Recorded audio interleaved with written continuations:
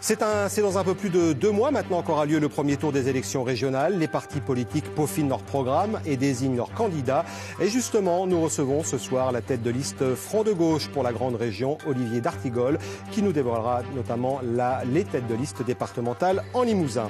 Enfin, on continue à parler des élections régionales, mais avec un autre camp, cette fois-ci celui du Front de Gauche. Olivier d'Artigol, bonsoir. Bonsoir.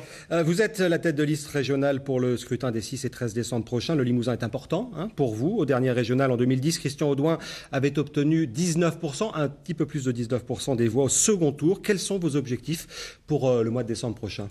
Être aux commandes de la future grande région, parce que cette collectivité a besoin d'un immense vent de démocratisation, de renouvellement. Donc nous entrons en campagne, le Front de Gauche, pour arriver aux affaires et mener une politique à la fois anti-austérité, on va en parler, j'ai des exemples locaux très graves sur mes 2 journées passées en Limousin, et des solutions pour de l'égalité territoriale et pour une transition énergétique dans cette grande région. Alors depuis les dernières élections régionales, les 6 élus du Front de Gauche ici en Limousin n'ont pas voulu s'associer au Parti socialiste.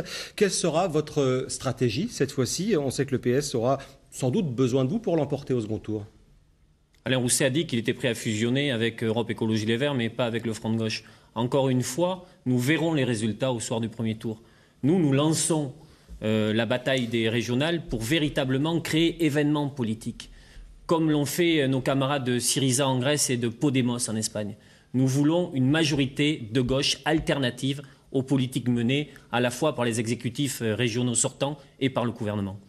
Avec quelle tête de liste ? Vous étiez justement au Limousin depuis hier pour désigner les têtes de liste départementales. Est-ce que les choix sont faits ce soir ?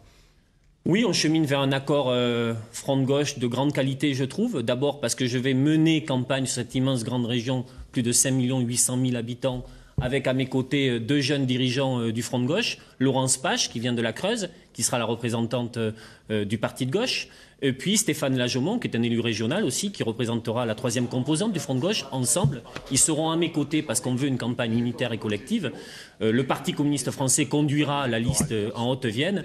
Et puis, il y a bien évidemment mon ami et camarade Christian Audouin, qui symbolise Limousin terre de gauche. Limousin terre de gauche continue avec cette élection régionale avec le Front de Gauche. C'est donc un dispositif qui se met en place. Mais vous savez, on va bien plus loin. On a des contacts avec le MRC. J'ai appris aujourd'hui qu'un élu socialiste en Charente en a ras-le-bol des baisses de dotation, ce à quoi il assiste. Et donc, on a là un frondeur local qui va venir sur la liste du Front de Gauche. On veut donc ouvrir grand les bras pour accueillir toutes celles et ceux qui, se reconnaissent dans les valeurs de gauche, parce que la gauche existe, ne veulent pas de l'austérité, c'est une liste de combat face à l'austérité, et veulent des solutions pour la future grande région. Ouvrir éventuellement à la société civile également ? Bien sûr. Moi, je compte beaucoup sur l'expertise syndicale. J'étais aujourd'hui avec des postiers, avec des gens de l'énergie. Vous savez, par exemple, les bureaux de poste en Corrèze, il y en avait 120 il y a encore 10 ans. Aujourd'hui, ils sont 60 et on veut en attaquer 40 en faisant des agences dans des mairies. Ça, c'est pas possible. Donc, l'expertise des salariés est très importante. Ils seront sur nos listes avec des citoyens. Merci beaucoup, Olivier d'Artigol, d'avoir accepté notre invitation.